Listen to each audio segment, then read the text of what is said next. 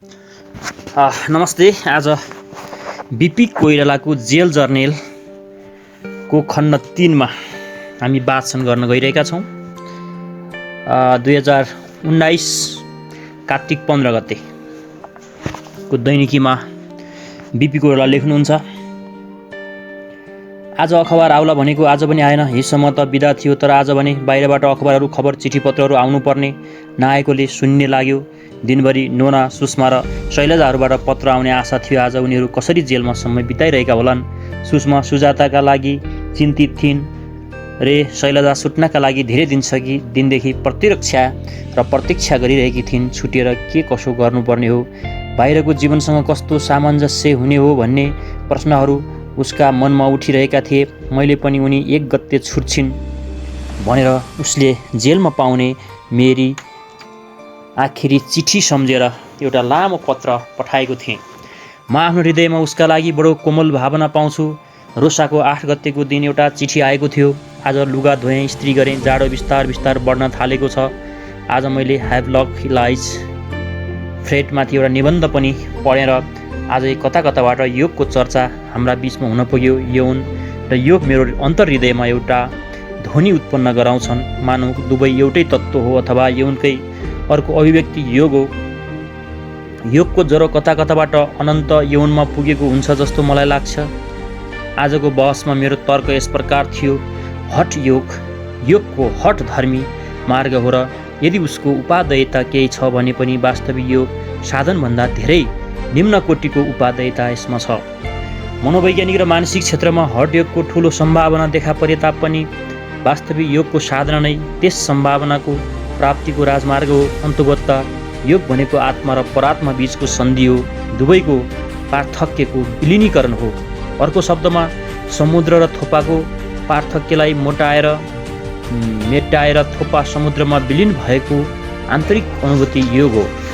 बाहिरी जगत र अन्तर्जगत, ब्रह्माण्ड र व्यक्तिको सूक्ष्म जगतमा एकरूपताको बोध योगको परम लक्ष्य हो। योगको सिद्धान्त अनुसार मानवलाई यो पार्थक्यको अनुभव मनको चञ्चलताले दिन्छ।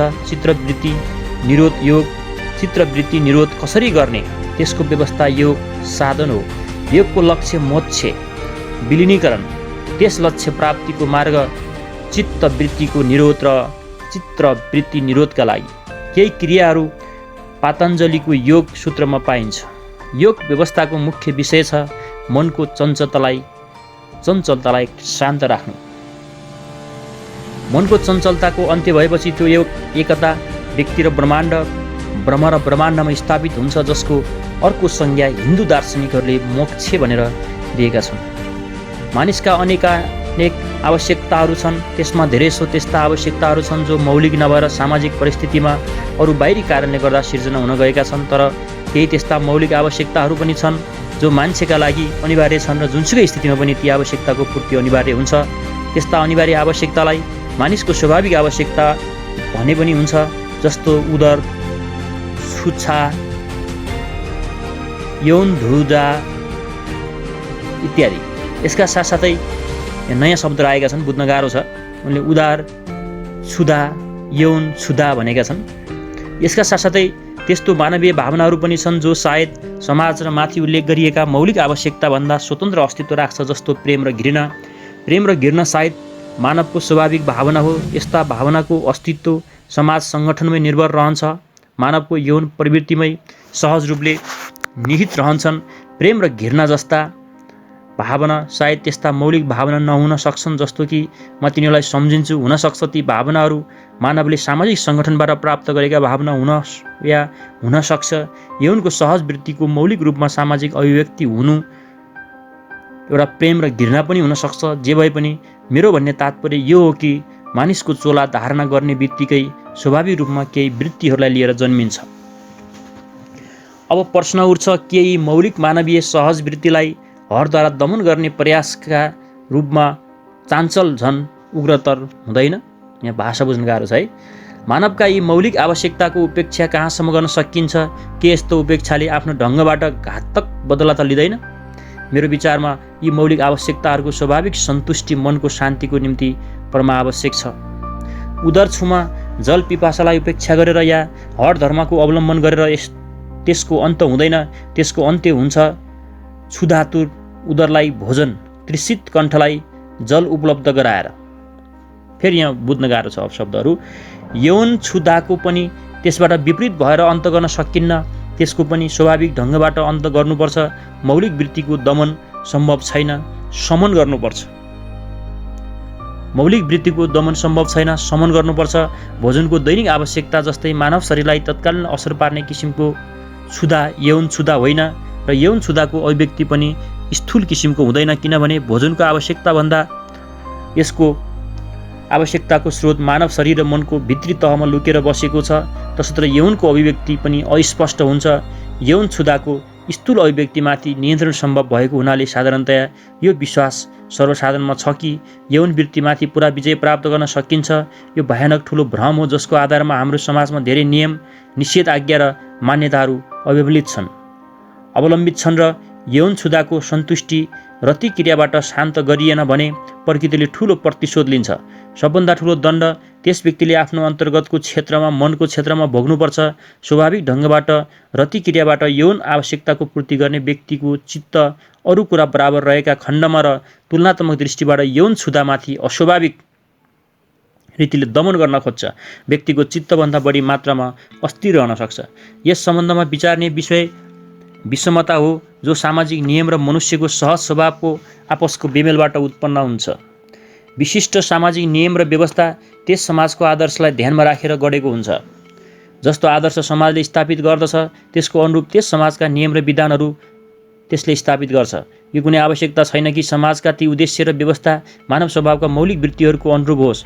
वास्तवमा अधिकांश सामाजिक नियमहरू मानवका सहज वृत्तिका विपरीत गठित भएका छैनन् र समाजको व्यवस्था जति जति जटिल हुँदै जान्छ उति उति त्यसका नियम र विधानले मानव स्वभावको सहज वृत्तिको उपेक्षा गर्दै गरेको र त्यसको विरोधमा नै आफूलाई स्थापित गरेको पाइन्छ। जति जति सभ्यताको सिँढीमा समाज उक्लिँदै जान्छ उति उति त्यसका सदस्यहरूको मानवीय आवश्यकताको सरल र प्राकृतिक रीतिबाट पूर्ति गाह्रो हुँदै जान्छ र परिणामस्वरूप तिनीहरूले अनेक मानसिक विकृति र चाञ्चल्यको मूल्य सभ्यताका खातिर चुकाउनु पर्दछ। असभ्य जातिहरूलाई तुलनामा सभ्य कहलिएका जातिभन्दा बढी मानसिक शान्ति छ। उनले यहाँ के भनेका छन् भने यौन के हो भन्ने कुरा र योग के हो भन्ने कुरा भनेका। योग भनेको चाहिँ आत्मा र शरीरलाई जोड्नु हो भने यौन भनेको स्वाभाविक एउटा आवश्यकता हो र यसलाई चाहिँ हाम्रो शरीरले कन्ट्रोल गर्न सक्छ भन्ने कुरा उनको यहाँ धारणा छ है त। र गीताको अध्याय 10 श्लोक 11-19 मा के लेखेको छ भन्ने कुरा उनले यहाँ ल्याएका छन्। तेसा मेबानु कम्पार्थ महमत्यान तम नासा सा मेताव भावस्तु ज्ञानौ दीपेन भासोता यथा दीपो निवातसतो निङ्गते सुपमा स्मृता योगिनो यत चित्तसे युञ्जतो योगमात्मेन। अथवा यसको अर्थ के हुन्छ भने बौद्ध धर्मको ग्रन्थ लङ्का बतार सूत्रका सम्बन्धमा दिएको मन्तव्य हो। यो निर्वाण न त म जन्मको तिरो मान्छु न त त्यसलाई नष्ट हुनुको अर्थमा लिन्छु। निर्वाण त्यस वस्तु स्थितिको बोध हो जसले ठिक्क आफ्नो स्वाभाविक रूपलाई सूचित गर्दछ। आफ्नो चित्र वृत्तिहरू पूर्णतः बदलिएपछि त्यस्तो परिवृत्ति अथवा आमूल परिवर्तन आफूमा भएको अनुभव होस् कि स्वयं आफैद्वारा आफ्नो बोध हुन थालोस्। त्यस स्थितिमा म निर्वाण भन्छु। अश्रु घोषले आफ्नो सौन्दर्यनन्द काव्यमा लेखेका छन्, निभेका दीप न त पृथ्वीमा जान्छ न अन्तरिक्षमा, न कुनै दिशामा विदिशामा त्यो पुग्छ। प्रत्युत तेलको क्षय भएपछि त्यो केवल शान्तिमा प्राप्त हुन्छ। त्यस्तै ज्ञानी वा बोधिप्राप्त पुरुष न त पृथ्वीमा न कुनै अन्तरिक्षको दिशा वा विदिशामा पुग्छ। त्यो पुरुष कलेशको क्षय भएपछि शान्तिमा प्राप्त हुन्छ भनेर लेखेका छन्। त्यो उनले अर्को एउटा इङ्ग्लिसको चाहिँ राइटरको चाहिँ कुरा ल्याएका छन्। Refer also to Freudian psychoanalytical conception relating to the mental and physical disturbances as a result of incompatibility between individuals instinctive needs and social law and regulations between man and his social environment. शारीरिक र मानसिक अवरोधहरू सम्बन्धी धारणा के छ भने फ्रेडको चाहिँ यो भनेको व्यक्तित्वको आवश्यकता र सामाजिक नियम तथा अनुशासन बीचको चाहिँ नमिलेको कुरा छ नि, त्यो कुरा चाहिँ नै के हो त भन्दाखेरि त्यो समाज र मान्छेको नियमको बिचमा नमिलेको कुरा नै मेन्टल र फिजिकल अवरोधहरू हो भनेर यिनले भनेका छन्। कार्तिकको 16 गते उनी लेख्छन्, बुनुले पठाएका 3टा पुस्तक पाएँ, 2वटा टकिनरका उपन्यास र एउटा माइकल एन्जेलोको पत्र सङ्ग्रह रहेछ। तीनवटै राम्रा किताब छन्। आज लाइब्रेरीबाट गणेशमानजीको नाउँमा पनि 20-25 थान किताबहरू आए, पढ्ने सामग्री थुप्रिएको छ। तर म भने पढ्नमा चित्त दिन्न। एक त धेरै किताबहरू भएर पनि होला चित्त नलागेको, कुन किताब पढ्ने कुन नपढ्ने अनिश्चिततामै समय बित्छ र लाइब्रेरीका पुस्तकहरू फर्काउनु पर्ने हुन्छ। मलाई मानसिक शिथिलता पनि आएको छ जस्तो लाग्छ, किनभने विषय केही जटिल हुन लाग्यो भने मस्तिष्कले त्यसलाई ग्रहण गर्न छाडेको जस्तो हुन्छ र केही बेरसम्म बढी मानसिक कार्यमा आफूलाई लगायो भने मस्तिष्कले थकानको बोध गर्छ। हिजोकै कुरा लिउँ, योगको विषयमा मेरो मनमा आएका कुराहरू लेख्न बस्दा एकछिनपछि मस्तिष्कले लत्तो छोडेर डायरीको पान्नामा आधा विचार मात्रै लेखेर छाडिदिएँ। अब एकैचोटि उनले सन् 1962 11 एक थियो 2 गते 17 गते लेखे, कार्तिकको 17 गते लेख्छन्, यो दिन पञ्जी प्रारम्भ गर्दा पञ्जीवनीको जर्नल प्रारम्भ गर्दा तिमीलाई सम्झेर गरेको थिएँ। तिमीलाई सम्बोधन गरेर मनका भावनाहरूलाई लिपिबद्ध गर्ने मेरो इच्छा थियो।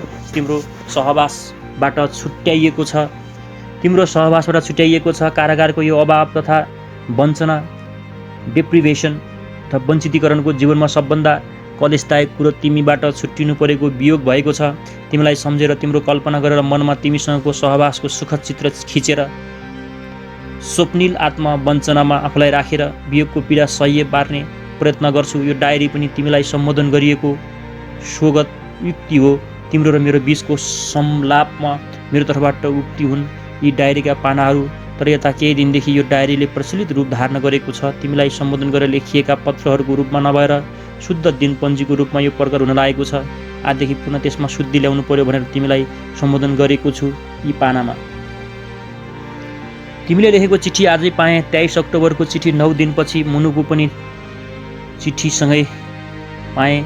श्री हर्षको पनि। रोसाले पनि एउटा लामो चिठी पठाएकी छिन्। तिम्रो चिठी पाएदेखि बिहानको ब्रेकफास्टमा कप्तानले चिठीहरू मलाई ल्याएर दिए। मन प्रसन्न छ, नजानिदो सुखको अनुभव मलाई लागिरहेको छ।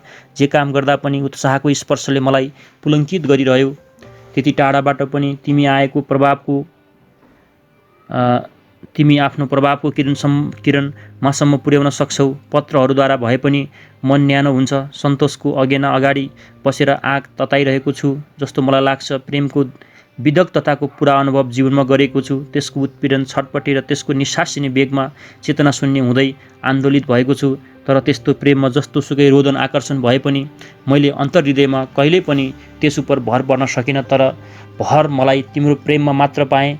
तर यदि उत्तेजनाको समुद्रमा बारम्बार मैले आफूलाई फ्याँक्ने आकर्षणलाई सम्वरण गर्न सकिनँ भने त्यसको कारण के थियो भने नजिकैको शान्त तटको निरापद निर्भरतामा फर्की आउन सक्छु भन्ने विश्वास। तटबाट धेरै टाढा जाने साहस मलाई कहिले पनि भएन। साहस मात्र होइन कि प्रेरणा। आज तिम्रो प्रेमको विश्वासमा उत्साहपूर्ण आशावादी तथा साहसको वातावरणमा म आफूलाई पाउँछु। मेरो जीवनमा परेका स्थायी प्रभावमध्ये तिमी एउटी प्रमुख हुनेछौ। रोसाले शान्ति बुनुकी साथी गिरफ्तार भएको समाचार पठाएकी छिन्। आफ्नो पत्रमा शान्तिको परिवारसँग हाम्रो स्नेहपूर्ण सम्बन्ध छ। उनको जेल जीवन कस्तो हुनेछ भन्ने डर लाग्दो रहेको छ मलाई।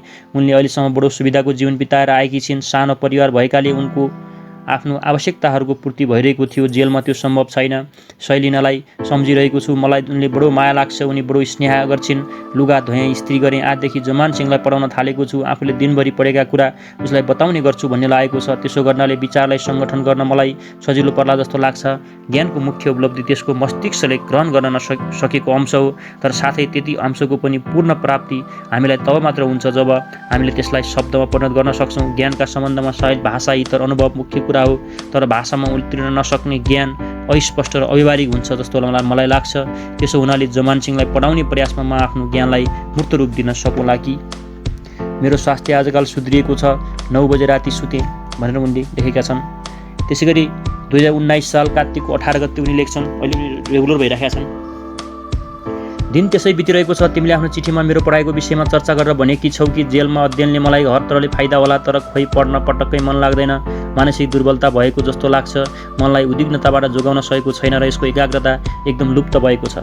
आजको दिन हेर न, एक अक्षर नपढेर बित्यो। आज शनिबार भएकोले अखबार आउँदैनन्, नत्र कमसेकम 3-4 अखबार हेरेर बौद्धिक कार्यशीलताको भ्रमबाट पाउने मिथ्या सन्तोष त हुने थियो। अखबार र सामयिक पत्रिकाहरूमा प्रकाशित त्यस्ता लेख र निबन्धहरू जसले मस्तिष्कलाई मेहनत गर्न कर लाउँछ, त्योदेखि मन विरक्त हुन्छ। एक विषयहरू पढ्नै पर्छ तर मन लाग्दैन। तर यदि मनलाई दबाएर पढ्न बसे भने पनि नबुझेको जस्तो लाग्छ। त्यसरी उनले 2019 कार्तिकको 21 गते लेख्छन्, अस्ति 18 गते राति हठात पेट दुख्यो सुत्ने बखतमा, त्यसपछि 3 चोटि दिशा लाग्यो। 2 दिनसम्म पेटको शिकायत बनिरह्यो। आज ठिक छ, तर मुखको स्वाद पुरासँग राम्रो भइसकेको छैन। मुखमा अझै तितो स्वादको अवशेष छँदैछ। मेरो कोठाको दक्षिणपट्टिको एउटा झ्यालमा बारुला र अरिङ्गालका 2टा ठुला गुड थिए, जसले गर्दा म झ्याल उगार्न सक्दिनथेँ। झ्यालको काँचको ठिक माथिपट्टि काठको फ्रेममा अरिङ्गालको गुड र चौखण्डाको काठमा बारुलाको गुड थिए। कतिचोटि उनीहरूलाई बाधा नपुर्याएर झ्याल उगार्न खोजे, तर अरिङ्गालको गुड झ्यालको कपाट उपर नै बनेको हुनाले झ्यालमा सानो हलचल हुने बित्तिकै तिनीहरूलाई विघ्न पारिहाल्थ्यो। कोपुमाथि बनेको गुडका बारुलाहरू पनि झ्याल उगार्दाखेरि वातावरणमा उत्पन्न भएको हलचलको अनुभव टाढैबाट गरेर जुर्मुराउँथे। धेरै दिनसम्म त झ्यालमा थुनेरै राख्ने निश्चय गर्ने। यज्ञवी दक्षिणपट्टिको घामको यो जाडोमा उपयोग गर्न नपाउने एउटा ठुलो वञ्चित थियो। अर्को पनि कष्ट थियो, बाहिरपट्टिको काठको भेनेटियनलाई पनि बन्द गर्न पाइरहेको थिइनँ। रातभरि बाहिर पर्खालको चर्को उज्यालो सोझै कोठामा पसेर निद्रा खलबल्याउँथ्यो। आज धेरै दिनपछि मनमा धेरै छलफल गरेपछि पनि अझै आधा मनले यी गुडहरूलाई नष्ट गर्न आदेश दिए। पल्टनका मान्छेहरूले एउटा ठुलो राँको बालेर हल्ली खल्ली गर्दै बडो उत्साहसँग गुड उजाडिदिए। राति यो काम भयो जब कोठाभित्र म आफ्नो राति भोजन खाइरहेको थिएँ। बाहिरको खलबली र चित्कार बन्द झ्यालबाट मेरा कानमा परिरहेका थिए। राकोको रातो पिरो आगो र धुवाको मुस्लो झ्यालको काँच बाहिर देखिन्थ्यो र बाँसको फट्टीको माथिल्लोपट्टिको भाग जसमा मट्टीतेल मुछिएको राखिएको झुम्रो बाँधिएको थियो। म निरापद भएर बिजुलीको प्रकाशले उज्यालो भएको कोठामा बसेर भोजन गरिरहेको थिएँ र बाहिरको गुड भत्क्याउने काण्डलाई वितृष्ण साथ हेरिरहेको थिएँ। सुरुमा त सानो करुणाको दम्सा मात्रै थियो। मेरो हृदयमा एक प्रकारको दया जो हृदयमा उम्रेर आफूलाई स्पर्श नगर्ने दुःखप्रति क्लात्मक भाव उदय गर्दै मानवको मनको अन्तरबाट उठिरहने विद्रोहको बानीलाई थपाउँदै शान्त गरेर मान्छेलाई अन्तस्करणको माध्यमबाट आफ्नो नाङ्गोपनको दर्शनबाट बचाउँछ को अनुभव मात्र भयो मलाई। तर अकस्मात मेरो वितृष्णाले एउटा रुद्र रूप धारण गरेर भोजन निल्नै गाह्रो पर्यो। पेट हुलु लिएर घाँटीसम्म आउन थाल्यो। बमन त भइहालेन र भोजन पनि गरेन, तर कस्तो भोजन! स्मशान घाटमा धधकिरहेको चिताको अगाडि बसेर क्वाप पकवान खाएको जस्तो लाग्यो। सायद यस किसिमको भावना जेलको देन हो। जेल जीवनमा अभाव र वञ्चितहरू सायद हृदयलाई कोमल बनाउन सहायक हुन्छन्। दुःख र दैन्यको अवस्थामा आफ्ना प्रति करुणा कुनै हार्दिक नियमअनुसार अरूहरूको दुःखका प्रति पनि बिउजिदो हो। अथवा यो पनि सम्भव छ कि अचेतन मनको धार्मिक संस्कार कुनै कुटदिनमा प्रायश्चित रूपमा मानवताको भावनाको शरण लिनका लागि हृदयलाई प्रेरित गर्दछ। प्रायश्चितका 2 प्रकारका भावना रहन्छन्, पापको भावना र त्यसको दण्डबाट बच्ने भावना। यस प्रकार मनको तहमा पुग्ने कोसिस गरेर करुणाको रसवृद्धिको अर्थ बुझ्ने प्रयत्न एउटा बसी बिहालो गर्ने जस्तो हुन्छ। सत्य सायद यो व्याख्यामा छैन। मेरा साथ एउटा अर्को कुरा छ जसले मेरो आजको करुणाको भावनालाई बुझ्न सजिलो पार्दछ। प्राय 6 महिनादेखि म दिनहुँ अरिङ्गाल र बारुलाको गृह निर्माणको व्यस्ततालाई देखिरहन्थेँ। कसरी एउटा सानो बिन्दुबाट आजका यत्रा ठुला खण्ड परेका बान्कीदार चाका निर्मित भए। दिन प्रतिदिन पलपलको कत्रो प्रयत्न लाग्यो तिनलाई खडा गर्न।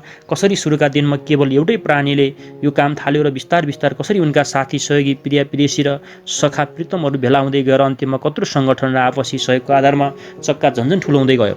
यो सबै क्रियाकलापको कौशललाई मैले विस्तारसँग देखेको हुँ। पहिला दिन आएर घडेरीका लागि थलो खोज्दै आएको अरिङ्गाल माता होली, जसले आफ्ना सन्तानका लागि अनुकूल निवासगृह नभई प्रेमीको रति याचनाको उपेक्षा गर्दै आएकी होली। केही दिनसम्म त्यसलाई मात्रै त्यहाँ आएको मैले र घरको जग पनि त्यसैले नै हाली। मैले कहिले सिसाबाट त्यसलाई जिस्क्याउन खोज्ने यो आफ्नो गोडालाई कडा पारेर ठाडो भएर उभिन्थी र प्रतिरक्षाको हतियारलाई तयार पार्दै आफ्नो शरीरको पितलाई उछाल्थी। त्यसका पखेटा बडो तेजीसँग फटफडाउन थाल्थे। मलाई लाग्थ्यो आफ्नो त्यो सुइरिएको चाकमाथि त्यस रमणीलाई कति भरोसा छ। यसरी दिन प्रतिदिन विमुग्ध भएर त्यसको चाला हेर्दै त्यसका साथीहरू थपिएको मैले देख्दै आएँ। उनीहरूले आफ्नो कामको बाटे। पहिले त तिनीहरू कहाँ बस्थे त्यही अर्धनिर्मित गृहमा आफ्नो आवास बनाउन थाले। कति सुन्दर थिए तिनीहरू। टल्किने गाडा बदामी भुइँमा पङ्खको हलुको पहेँलोपनका युगल विकीर्ण रेखाबाट बनेका साना तस्बिर जस्तो लाग्थ्यो। प्रत्येक अरिङ्गालहरूलाई यसरी 6 महिनाको साहचर्यले बनाएको र मेरो र उनीहरू बीचको सम्बन्ध आज टुट्यो मेरै आदेशले। व्यवहारिकताको जतिसुकै तर्क मैले प्रस्तुत गरे पनि मेरो हृदयको एउटा तार सधैँका लागि छिन्न भयो। म केही अंशमा निशब्द भएको छु जस्तो मलाई लागिरहेको छ। यहाँ चाहिँ त्यो अरिङ्गालको विषयमा उनले एउटा दिनको डायरी लेखेका छन्। अनि त्यो मार्मिक भए। पहिला चाहिँ आदेश दिएँ, झ्याल खोल्नु पर्यो, तर पछि मैले यो गर्न नहुने हो कि उनीको ठुलो यस्तो मेहनत खेर गयो भनेर उनले एकदम भावुक भएर यो लेखेका छन्। यसको खासै अर्थ छैन।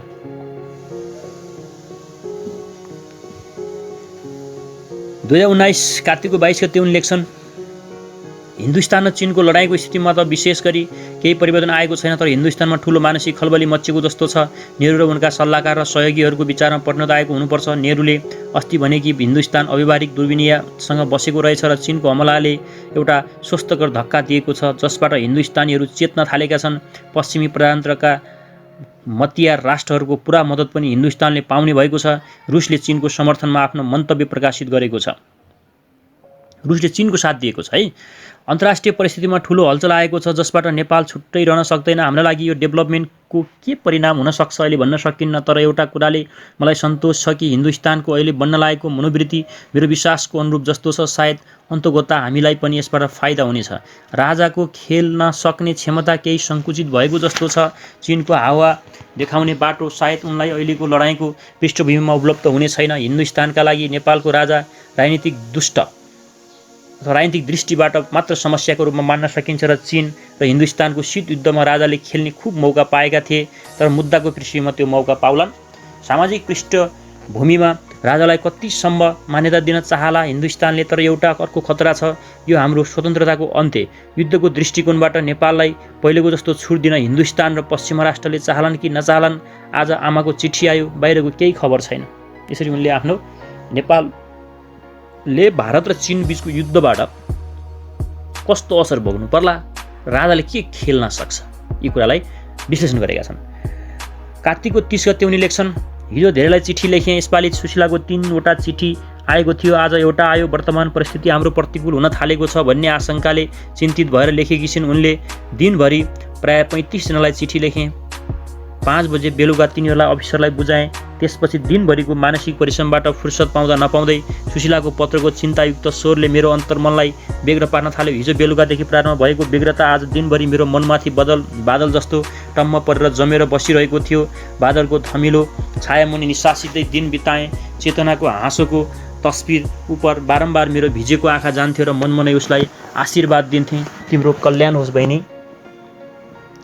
सुशीलाका प्रति मैले आफ्नो जवाबदेही सम्पूर्णतासँग पुरा गर्न सकिनँ। यज्ञपि पत्नीप्रति कर्तव्यको बौद्धिक निश्चिततामा सायद कोही पुग्न सक्ने छैन र मेरो आचरण यौन स्वच्छन्दलाई म पापयुक्तता या कर्तव्यविहीनताको संज्ञा दिन सक्दिनँ। म आचरणका लागि अन्तस्करणको इजलासमा आफूलाई दोषी भनी स्वीकार गर्न कसै गरी पनि सक्दिनँ, तर हमेसा एउटा कुराको समस्या मेरो आत्माका लागि बनिरहेको छ। यदि सुशीलाको दृष्टिमा मेरो आचरण क्षम्य छैन भने मेरो के कर्तव्य हुन्छ र यदि उसले आफ्नो निर्णय अपूर्ण बुद्धिले गर्दा आफ्नो स्वार्थबाट प्रेरित भएर लिएको भए पनि उसको आत्माको सन्तोषका लागि के मैले आफ्नो आचरण उसको नैतिक निर्णयअनुसार गर्नु पर्दैन र? आज मलाई बारम्बार यो कुराले बेग्र पारिरहेको छ। धेरै दिन पहिले मलाई उसको आग्रह थियो कि म धुम्र सुरापान नगरौँ, अवैध यौन सम्बन्ध नराखौँ है। उनी साहिनले भनेकी रहेछन्, जहाँ पाए त्यहीँ यौन सम्पर्क नगर र सुरोट नखाऊ भनेर भने। उनले के भने मलाई बारम्बार यो कुराले बेग्र पारेको छ। धेरै दिन पहिले मलाई उसको आग्रह थियो कि म धुम्र सुरापान नगरौँ र अवैध यौन सम्पर्क नराखौँ। उसको दृष्टिमा वैध यौन सम्बन्ध मात्र हुन्छ, त्यसलाई मोनोगेमिक भनिन्छ।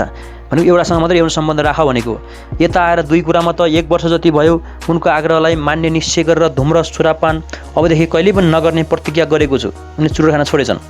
स्त्री सङ्गमका सम्बन्धमा निर्णय लिन गाह्रो परिरहेको थियो। बार यस उप विचार गर्दा मलाई भीष्म प्रतिज्ञा गर्न सम्भव हुँदैन कि जस्तो लागिरहन्थ्यो।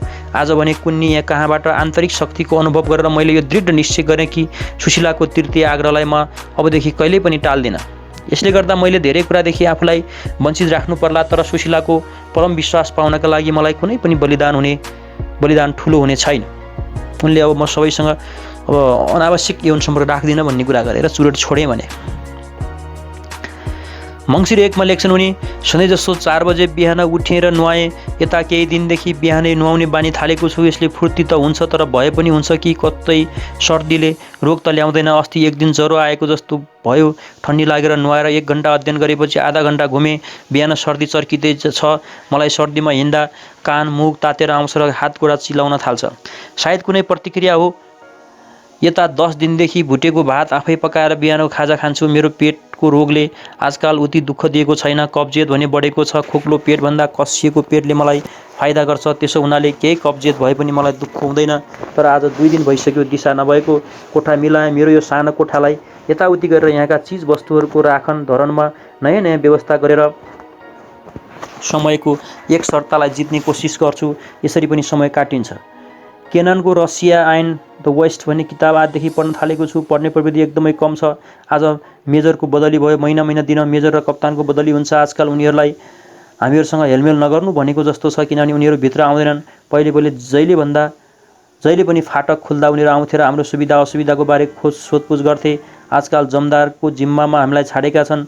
हामीहरूका प्रति उपेक्षा देखाउन यो उपाय हो भनेर सरकारले मेजरलाई आदेश दिएको होला। हाम्रो जेलको फाटक दिनमा 6 चोटि उग्रिन्छ। 5 बजे दुध दिनका लागि, 7 बजे ब्रेकफास्ट, 1 बजे भोजन, 3 बजे चिया, 5 बजे दुध र 7 बजे राति भोजनका लागि। मोज रहेछ त। मङ्सिर 3 गते उनी लेख्छन्, आज इन्टरभ्यूको दिन। आज मसँग कोही पनि भेट्न आउँदैन भनेर एक किसिमको निश्चिन्तामा थिए। आज विराटनगरबाट सुशीला बनारसमा र उनीहरू बाहेक अरू कुटुम्बहरू भेट्न पाउँदैनन्। त्यसो हुनाले सुशीलाले लेखेकी थिए कि यसपालि भेट्ने तिनलाई त्यो दिनमा तिमीले हामी सबैलाई सम्झिनेछौ र दुःख मान्नेछौ। भेटघाटको सुविधा पाएदेखि यसपालि मात्रै कसैसँग भेट नहुने भयो। नत्र यस दिन नागा नगरेर कोही न कोही आइरहन्थे। बिहानै उठ्ने बित्तिकै मेरो उग्रेको आँखा बहिनीको तस्बिरमाथि परेर सम्झेँ कि आज भेट्ने दिन हो, तर मसँग भेट्न कोही आउने छैनन्। यसमा पनि एक किसिमको निश्चिन्ताको अनुभव मलाई भयो। नत्र इन्टरभ्यूका दिन त्यसभन्दा 1-2 दिन पहिलेदेखि नै म बडो पीडित उत्तेजनामा रहन्थेँ। भावुकताको चरम सीमामा पुगेर म सानो त्यस्तो तानिएको तार हुन्थेँ जसलाई एउटा सानो झट्काले छोयो कि त्यो चुडिन्छ। तर आज कोही आउँदैनन् भन्ने विचारले निर्धक्क थिएँ। तर रोसा आइन रमेश आए। उनीहरू फाटकको कापबाट, फाटक भनेको गेट हो, हामीहरूको एक झल्को पाइन्छ कि भनेर आए। मैले भित्रबाट हात हल्लाएँ। उनीहरूसँगको भेटघाट यति थियो, तर कल्पना भित्रै आई। त्यसो भए आजको दिन पनि नागा जान पाइएन। उसले सोधे कि राजासँग यता मेरो भेट भएको हो कि होइन। बाहिर राजाले मसँग भेटे रे भन्ने खुब चर्चा छ रे। किन बारम्बार यस प्रकारको हल्ला चल्छ बुझ्न सकिएन। या त राजाको तर्फबाट नै भ्रम फैलाउन यस्तो हल्ला पिटाइएको छ, अथवा सुवर्णजीहरूले आन्दोलन स्थगित गरेकोले मान्छेहरूले सुलहको आशामा राजा र मेरा बीच राजनीतिक वार्ता प्रारम्भ अब भयो होला भनेर यो हल्ला उठाएका हुन सक्छन्। आजको दिनले आफ्नो उत्तेजनापूर्ण प्रभाव नपारिरहँदैन। एक त उनको मनै उत्तेजित भए जबकि किशनजीले जर्नेललाई उनीहरूको अनियमिततालाई सङ्केत गर्दै भन्नुभएको थियो कि कल्पना भतिजी कसरी मसँग भेट्न पाई जब उनीहरूको नियमअनुसार भतिजा भतिजीले भेट्न पाउँदैनन्। उहाँको तात्पर्य थियो सरकारको अनियमिततालाई प्रमाणित गर्ने, तर परिणामको ख्याल नगरेर उहाँले सायद रोसाहरूलाई अप्ठ्यारोमा पार्नु भयो हुन सक्छ। उनीहरूले कल्पनालाई मेरो छोरी भनेर भेट्न पठाएका थिए होलान्। मलाई किशनजीको यस्तो हुस्सुपनमा बडो रिस उठ्यो। बडो सुपरफिसियल रियाक्सन हुन्छ उहाँमा। स्वयं किशनजी पनि उहाँका दाइहरू यहाँ भएर पनि भेट्न नआउँदा तिरस्कृत भएको बोध गरेर लघु भावना पीडित हुनुहुन्छ र कल्पना सम्बन्धी आफ्ना गल्तीले झन् बेग्र हुनुभयो। दिउँसो चियाको टाइममा अन्यास उहाँ झोकिनुभयो, किनभने उहाँको भागको जिलेबी कसैले खाइदिएछन्। योगेन्द्रमानको वा दाजुहरू भेट्न आएका जनरल गइसकेको हुनाले भेट्न पाएनन्। योगेन्द्रलाई स्वभावतः बडो रिस उठेर उनको रिस अन्धो किसिमको हुन्छ। रामनारायणले पनि आज उनकी पत्नी आउँछिन् कि भनेर आशा राखेका थिए। उनी नआइदिएकाले बडो बैचेन भए। हाम्रो 7 जनाको सानो परिवारमा आज उत्तेजना, पीडा र बिग्रेको मनस्थितिको क्षुब्ध वातावरण रह्यो। रोसाले हिटर पठाएकी छिन्। आज नै त्यसलाई बालेर कोठा न्यानो भयो। अर्को दिन लेख्छन्, हिजोको नर्भस उत्तेजनाले भरिएको दिनपछिको आजको दिन असाधारण ढङ्गबाट शान्त र शिथिल भयो। पाकेको जस्तो 2 दिन ढिला गरेर दिएको आजको अखबारमा खबरहरू पनि सामान्य किसिमका मात्र छन्। चीन र हिन्दुस्तानको सीमाको लडाइँमा पनि एक किसिमको शिथिलता आएको छ। अखबार पढ्दा हिन्दुस्तानमा उत्तेजना र क्रोध भने धेरै छ जस्तो लाग्छ, तर सरकारका प्रतिपूर्ण आस्था पनि जनतामा प्रचुर छ। विशेष गरेर वर्तमान युद्धले गर्दा एकताको भावना पनि देशमा दृढतम भएको बुझिन्छ, तर सरकारमा भने अझै मानसिक विशृङ्खलता विद्यमान छ। मलाई लाग्छ यसको कारण एक त भारत सरकार उनीहरूले भने जस्तै अपरजटमा परेर अर्को उनीहरू सामाजिक दृष्टिबाट प्रस्तुत नहुनु तेर्सो रुसलाई आफ्नो पक्षमा नभए कमसेकम यस युद्धको तटस्थ राख्ने भारतको इच्छा चार थियो। तटस्थवादी एसियाली अफ्रिकाली देशमा आफूलाई शान्तिवादी साबित गर्ने इच्छा। आज पनि हिन्दुस्तानले नेफामा एउटा स्ट्राटेजिक स्थान वलङ्गोलाई छाडेर पछि हट्नु पर्यो भन्ने खबर छ। तटस्थवादी नीतिलाई नछोड्ने भनी नेहरूले बारम्बार घोषणा गरिरहेका छन्। यद्यपि यस युद्धमा पश्चिमा राष्ट्रहरूले मात्र पूर्ण रूपले भारतको सहयोग गर्ने आश्वासन र भारतले मागेको सामरिक सामानहरू दिँदै आएका छन्। हामीहरू चीन भारत कलहलाई लिएर एउटा खुब छलफल गर्छौँ र यस कलहबाट हामीहरूमाथि पर्ने प्रभाव उपर पनि विचार विमर्श गर्छौँ। सुवर्णजीले आन्दोलन स्थगित गरेको घोषणा गर्दै भारत चीनको झगडाको उग्रतर हुँदै आएको स्थितिले गर्दा राजाले यस अवसरको लाभ उठाएर आफ्नो भारत विरोधी कारबाहीको चीनसँग पूर्ण ढङ्गसँग मिलेर चरम लक्ष्यमा लैजाने भएकोले आन्दोलनको स्थगनको निर्णय लिनु पर्यो भन्ने वक्तव्य दिइएको छ। कहाँसम्म यो तर्क वास्तविक स्थितिमा आधारित छ मलाई थाहा छैन। आन्दोलनको स्थगनले राजालाई चाहेको खण्डमा चीनसँग मिल्नदेखि कसरी बाधा पर्छ, जबकि झन् सुवर्णजी या भारतका प्रति सहृदय बनाउने प्रेरणा छैन। राजाले पनि अस्ति प्रेसको प्रश्नको उत्तरमा सुवर्णजीको वक्तव्यको तिक्त र कुण्ठित र क्षुब्ध भाषामा जवाब दिन खोजेको छन्।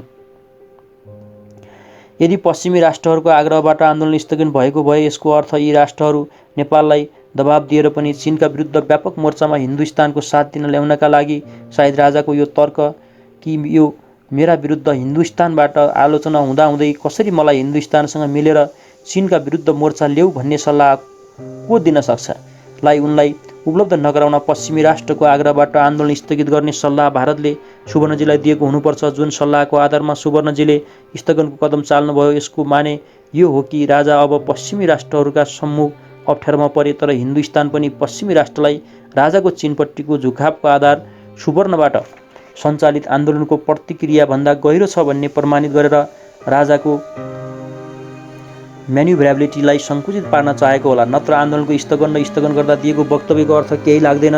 या आन्दोलन सेलाइसकेको थियो र भारत चीन युद्धको मौकालाई छोपेर इज्जत बचाउँदै सुवर्णजीले आन्दोलनको स्थगन गरेको हो। अर्थात् सुवर्णजीले स्थगनको घोषणा गरेर वास्तविक तथ्य उपर लज्जा निवारणका लागि वैधानिक आवरण उडाइदिनु भयो। बुझ्न सकिएन। यसै त्यति बेला काङ्ग्रेसले जुन आन्दोलन स्थगन गर्यो भारत र चीनको लडाइँ भइरहँदाखेरि त्यसको बारेमा बिपी कोइरालाले त्यसको विश्लेषण गरेका छन्। यो उनलाई लागेको चाहिँ कतै आन्दोलन कमजोर भएको कारणले आफ्नो लाज छोप्नको लागि सेफ ल्यान्डिङ गरिएको त होइन भन्ने प्रश्न उनले गरेका छन्। 2019 मङ्सिरको 4 गते उनी लेख्छन्, चीन भारत युद्धमा आज हिन्दुस्तानले ठुलो सेटब्याक भएको छ जसले गर्दा आसामलाई सम्म खतरा पर्न आएको छ। नेहरूले ओम डिलाको पतनपछि आज एउटा रेडियो भाषण दिए जसमा आसामलाई आएको खतरालाई ध्यानमा राखेर उनले आसामीहरूलाई आश्वासन र हृदयलाई बलियो पारेर राख्नु भनेका छन्। निश्चय नै नेहरूको भाषण हिन्दुस्तानमा आएको खतराको द्योतक हो। हामीहरूको यहाँको दुःखमा हिन्दुस्तानले हाम्रो सहानुभूति र चीनले राजाको सहानुभूति गरेकाले आजको संवादबाट यो क्याम्पमा निराशा आयो। रामनारायण जहाँ पहिले नेहरूको कार्यकुशलता दूरदर्शिता र बुद्धिमानीमा पुरा आस्था राखेर आश्वस्त थिए आज उनी उत्तिकै आश्वस्त शून्य भएका छन्। उनलाई नेहरूको क्षमतामा भरोसा छैन। गणेश मानजी पनि बडो चिन्तित हुनुभयो। मलाई भने विशेष त्यस्तो निराशाको भावना भएन, किनभने दिल्लीमाथि न म पहिले पूर्ण रूपले भरोसा राख्थेँ न उनीहरूको दूरदर्शितामा नै मलाई आशा थियो। त्यसो हुनाले अहिलेको चीनले उनीहरूमाथि गरेको आक्रमण र उनीहरूले अहिलेसम्म सहनु परेको पराजयले मलाई उति शक दिएन। यी घटनाहरू दिल्लीको कम्प्लेन्सीको स्वाभाविक परिणाम जस्तो लाग्छ, तर हामीहरूमाथिको खतरा त आजको लडाइँले ल्याएको परिणामले झन् थपेको छ। हाम्रो भविष्य झन् अन्धकारमय भएको छ। यसरी भारत र चीन बीचको लडाइँको विषयमा उनी लेख्छन्, बिपीको आरोप छ राजाहरू चाइनिज हुन्, राजाले चाइनाको सपोर्ट गरिरहेको छ अथवा चाइनाले राजालाई सपोर्ट गरेको छ। हामी इन्डियाको साथमा छौँ र इन्डियाको नीति ठिक छैन र इन्डियाको नीतिको उनले आलोचना गरेका छन् र जवाहरलाल नेहरूप्रति उनले आश्वस्त हुन नसकेको अवस्था छ। मङ्सिर 11 गते लेख्छन्, यता हामी बडो उत्साहपूर्वक हिन्दुस्तान चीनको युद्धलाई हेरिरहेका छौँ किनभने हामीहरूमाथि यस्तो सोझो प्रभाव परेको छ भन्ने हाम्रो विचार छ। हिन्दुस्तानभित्रै ठुलो पराजयको खबर अस्ति आयो। चिनियाहरूले 6 दिनभित्र 160 माइल जति हिन्दुस्तानी सीमानामा घुसेर तेजपुर र उत्तर आसामलाई खतरामा पारे। हिन्दुस्तानको सामरिक कमजोरी छर्लङ्गै भएको छ र मेरो विश्वासमा एसियाली देशहरूको असम्मान र मौकावादिताको नीतिले नैतिकता यदि खसेको छ कि ताकतको प्रदर्शन उनीहरूका लागि ठुलो प्रहकारी हुन्छ। तसर्थ यो चीनले विजय गरेको नेपाल र अरू देशमा हिन्दुस्तान विरोधी विचार झन्झन बढेर जाने सम्भावना बढेको छ। यस्तो नीति अब झन् निराधापद भएको छ। तर यो पनि हुन सक्छ कि हिन्दुस्तानको कमजोरी पश्चिमा राष्ट्रहरूलाई हिन्दुस्तानलाई बलियो पार्न कर लगाओस्, जसको परिणामस्वरूप नेपालमाथि उनीहरूको दबाव यसका लागि पर्न थालोस् कि हिमालयको सुरक्षामा हिन्दुस्तानको साथ नेपालले दियोस्। नेपालको भने झन दबाव सहने क्षमता बढेको छ। अब एकैचोटि मङ्सिरको उनले 29 गते लेख्छन्। 18 दिनपछि आज चिठी लेख्ने दिन थियो। यसपालि बाहिरबाट धेरै चिठीहरू आएनन्। मैले उत्तर पनि त्यस कारण धेरैलाई दिनु परेन। 10-11 जनालाई लेखेँ। यस महिनामा सुशीलाको कुनै पत्र आएन। बाहिरको बडो खबर निराशापूर्ण छ। रुसाको पत्रहरूमा त्यसको स्पष्ट झलक रहन्छ। हाम्रो आन्दोलन पूर्ण रूपले असफल भएको छ। राजाले जिते। यो हाम्रो पराजयले ठुलो निराशाको वातावरण सिर्जना गरेको छ र जनशक्तिको ठुलो हार भएको छ। यसको मुख्य कारण आन्दोलनका सञ्चालकहरूको नेतृत्वहीनता र उनीहरूको हिम्मतको कमी र साथै उनीहरूले पूर्ण रूपले हिन्दुस्तानमाथि मात्र आधारित भई बस्नु, जुन हिन्दुस्तान स्वयं आफै आफ्नो कमजोर र अदूरदर्शी नीतिको शिकार भइरहेको छ। चीनको हातबाट हिन्दुस्तान उपर सारा आधार राख्नु बडो ठुलो गल्ती थियो। हाम्रा मान्छेहरूको हिन्दुस्तानको नीति पनि हाम्रा सम्बन्धमा स्पष्ट र अबबोध थिएन। अब अहिलेको उनीहरूलाई चीनबाट भएको विपत्तिपूर्ण परिस्थितिमा हिन्दुस्तानले राजासँग हात मिलाउनु पर्ने भएको र हामीलाई त्याग्ने बाहिरका हाम्रा मान्छेहरूलाई बडो ठुलो अप्ठ्यारो अवस्था आएको छ। मलाई लाग्दैन कि उनीहरूबाट कुनै बाटो निस्कन सक्छ। अस्ति गिरी दिल्लीको 7 दिनको यात्रामा दिल्लीबाट फर्के राजा आफ्नो कुरो दिल्लीमा मिलाउँदैछन् र अब उनी शक्तिको स्थलबाट दिल्लीसँग कुरा मिलाउन सक्छन्। केही दिनका लागि हाम्रो सूर्य अस्त भयो। उनी चिन्तित भएका छन्। हाम्रो आन्दोलन सक्यो, हामी पत्ता साफ भयौँ, राजाले जिते भनेका छन्। तारणीहरूलाई नखोजेल राखेको खबर छ। तारणी प्रसाद कोइरालालाई यो पनि प्रथम सूचना हो। अब वास्तवमा हाम्रो नराम्रो दिन सुरु भयो। कष्टमय जीवन दुखी होइन, जीवनमा आशाको लोभ हुन दिन हो। आज दिनभरि बादल लागिरहेको छ। धेरै थान लुगा धोएँ, थाकेँ। शारीरिक थकान र मानसिक व्यथाले मिलेर अनौठो किसिमको वातावरण मेरो चारैतिर बनाइरहेको छ।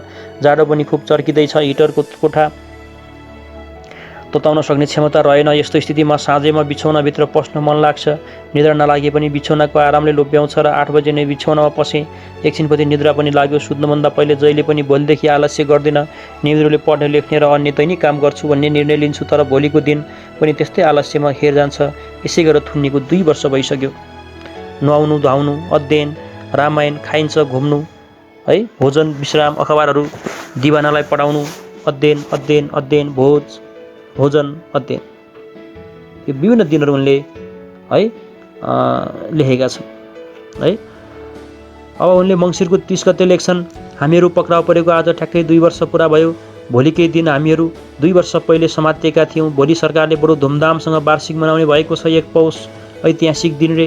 त्यसो हुनाले बडो उत्सवसँग यो ऐतिहासिक दिनको चाड मनाउने रे। बिस्तार यसलाई नै राष्ट्रिय दिनमा परिणत गर्ने इराद सरकारको छ भन्ने बुझिन्छ। राजालाई 7 फागुनको प्रधान दिवसलाई राष्ट्रिय दिवस रूपमा मनाउने प्रथा मन परेको छैन, किनभने त्यस दिनले 7 सालको क्रान्ति र त्यसले ल्याउन खोजेको प्रजातन्त्रलाई स्मरण दिलाउँछ र त्यस दिनले त्रिभुवनलाई पनि सम्झन्छ। यो स्मृति निश्चय नै राजालाई बिउजुदो हो।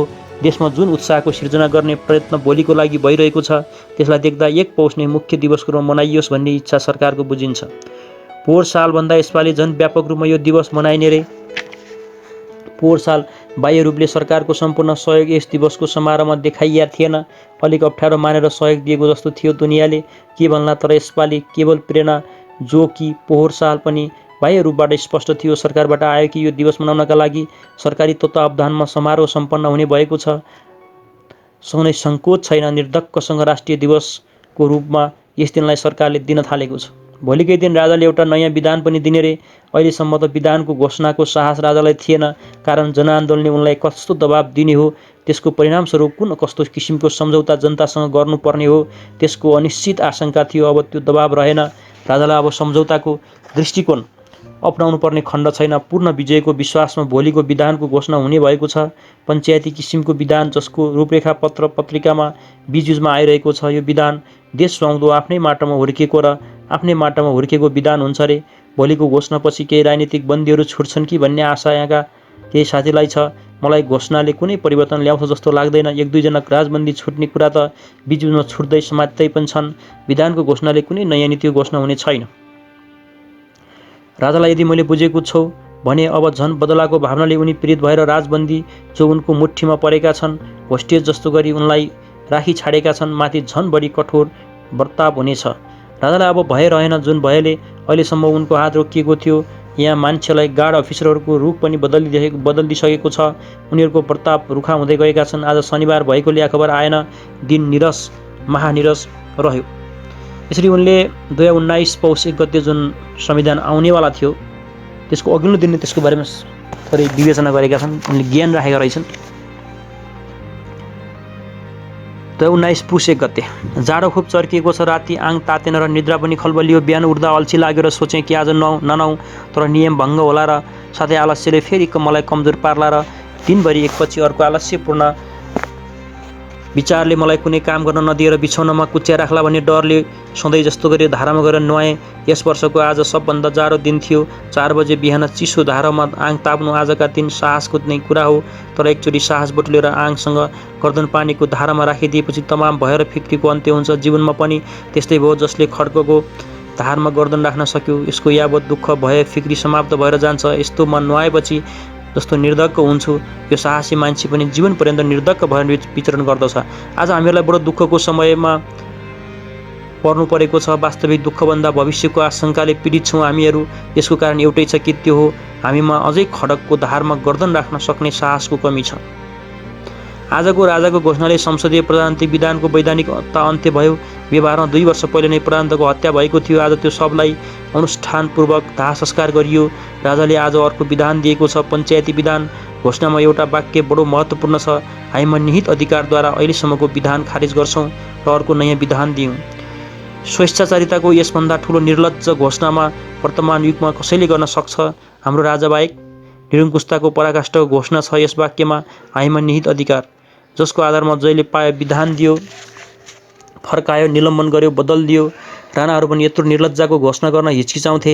कमसेकम राजाको मर्यादाको पर्दा राखेका थिए उनीहरूले। वर्तमान राजालाई त्यो पर्दा राख्नुपर्ने आवश्यकता परेन। राजाहरू निर्लज्जताको लागि जगत प्रसिद्ध हुन्छन्। उनीहरूलाई शिष्टाचार, आचार र कर्तव्यमा बाँधेर राख्ने प्रेरणा उनीहरूको आफ्नै अन्तरबाट, आत्माबाट आउँदैन। आफूभन्दा बाहिरको जनशक्तिले मात्र उनीहरूलाई मर्यादामा बाँधेर राख्छ। त्यो शक्ति कमजोर पर्यो भने राजाहरूको मर्यादाहीनताको कुनै अन्त हुँदैन। आज हाम्रो देशमा त्यही कुरा घटिरहेको छ। जनआन्दोलन अहिले परास्त भइसकेको छ।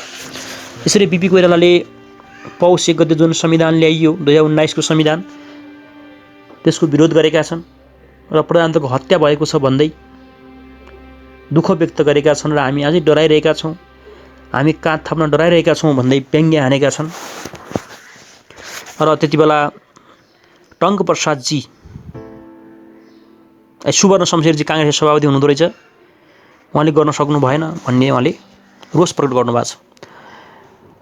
अब पुष 2 गते उहाँ लेख्नुहुन्छ, भेटघाटको दिन रोसालाई नआउनु र कल्पनालाई नपठाउनु भनेर मैले अस्ति नै सूचना पठाइसकेको थिएँ। रोसासँग त भेट्ने कुरा छैन, केवल फाटकको पहलबाट एक झल्को हेर्ने लोभ मात्र हो। कल्पना छोरी भनेर आउन सक्छ, तर भतिजी भनेर अफिसरले आपत्ति गर्यो भने रोसाको खिन्नता झन् बढ्नेछ र एक प्रकारको अपेलनाको बोध उसलाई हुनेछ। सुन्दरी जलसम्म आउने जाने खर्च पनि 25-30 परिहाल्छ। यी सब कुराहरू सोचेर उनलाई नआउनु भनी सञ्चार पठाएको हो। त्यसो हुनाले मसँग भेट्न आज कोही आएनन्। म त जेलमा छु, एक्लै दिन बिताइरहेको छु, जीवनमा मामुली आवश्यकताहरूबाट वञ्चित भएर अभावको वातावरणमा। त्यसो हुनाले मेरा लागि आजको दिन पनि अरू दिन सरह नै निरस छ। तर रोसालाई उनी मलाई कति सम्झिरहेकी होलिन्। कोठामा बसेर एक्लै या कल्पनाका साथ आजको दिन पहिले प्रत्येक महिनामा उनले सुन्दरी जलसम्म गर्ने गरेको यात्राको यस महिनादेखि अन्त भयो भन्ने सम्झेर उनको एक्लोपनाको भावनामा उदासीपन झन् बढ्यो होला। उनलाई सम्झेर म यहाँ उदास भएको छु। विच्छुरणको व्यथाको अनुभव मलाई पनि आज भइरहेको छ र रोसालाई म यता बडो मन पराउन थालेको छु। उनको उज्यालो अनुहारले मेरो मनमा घाम झुक्लिया जस्तो छ। रामनारायणकी आमा र पत्नीहरू उनीसँग भेट्न आएका थिए। रामनारायण पनि उनीहरूसँग गइसकेपछि बडो उदास भएर उनीहरूले ल्याएको खबर पनि निराशापूर्ण थियो।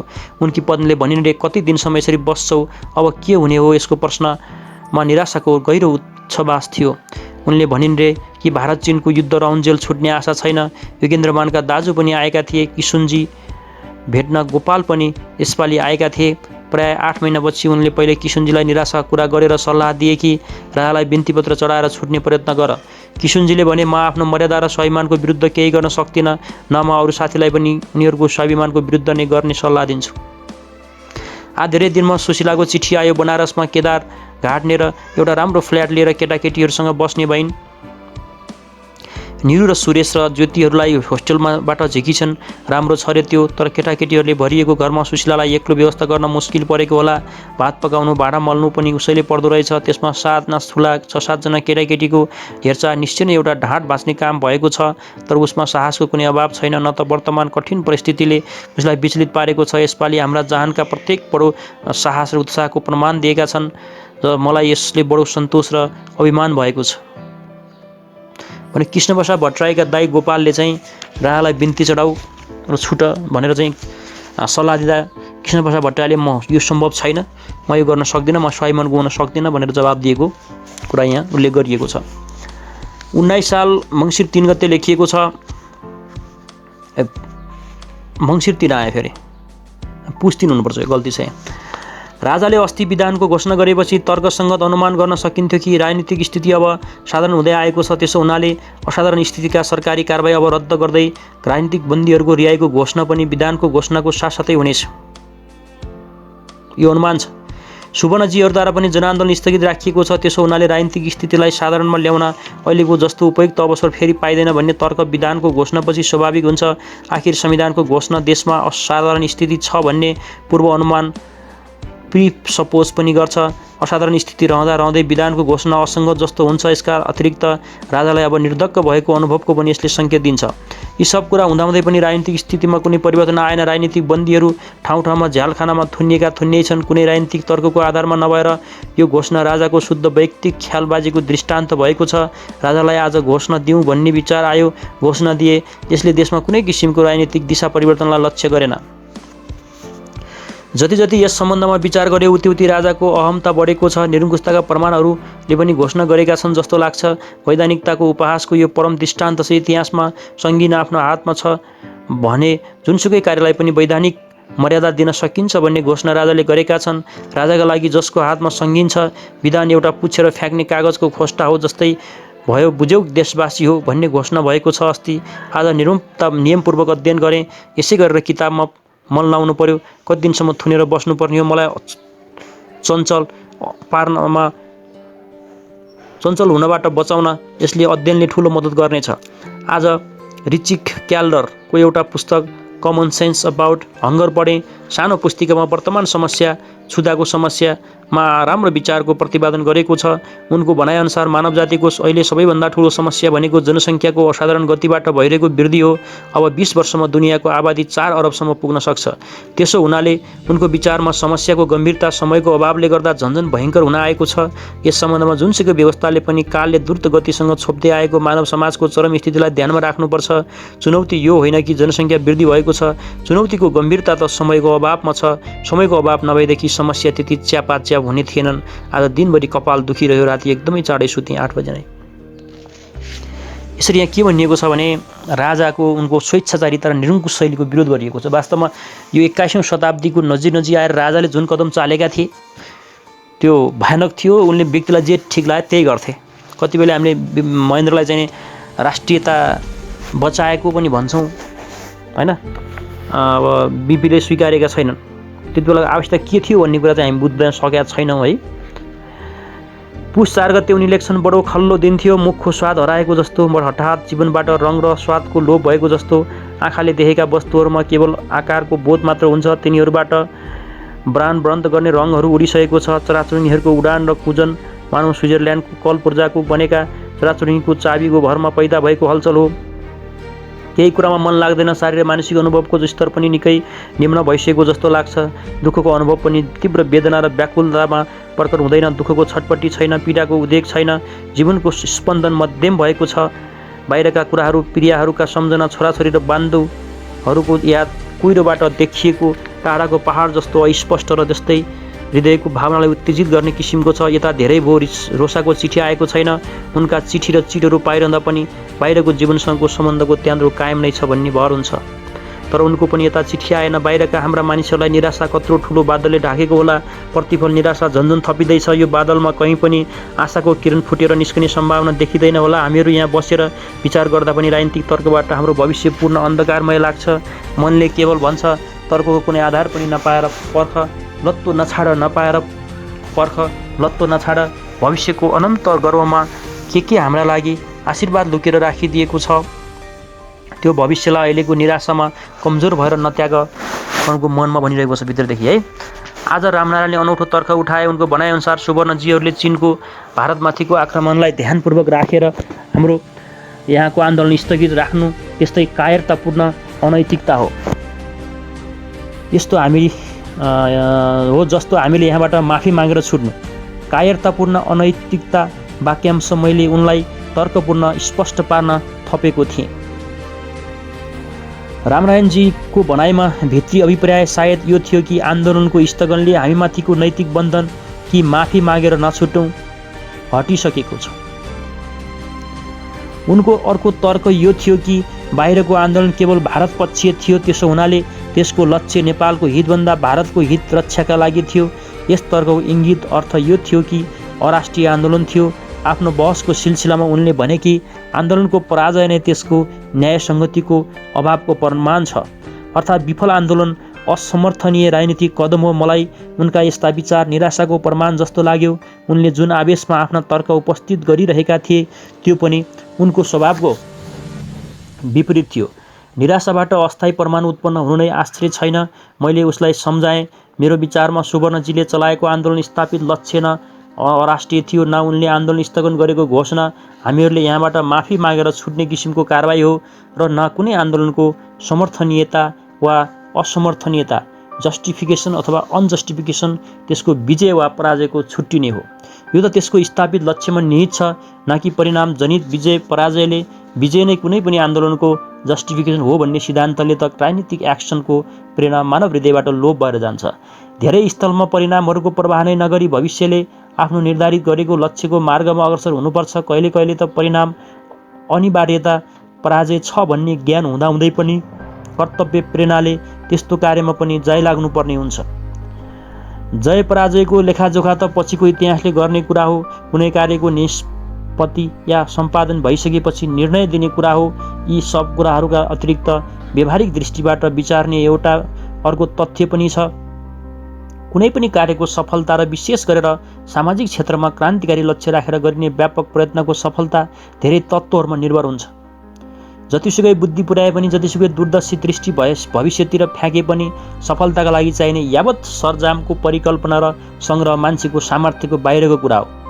जतिसुकै व्यवस्था मिलाएर दूरदर्शी भएर गर्न आँटेको कार्यको भविष्यमा प्राप्त हुने परिणामलाई कुनै न कुनै अंशमा अनिश्चितता नै छ भनेर बुझ्नुपर्छ।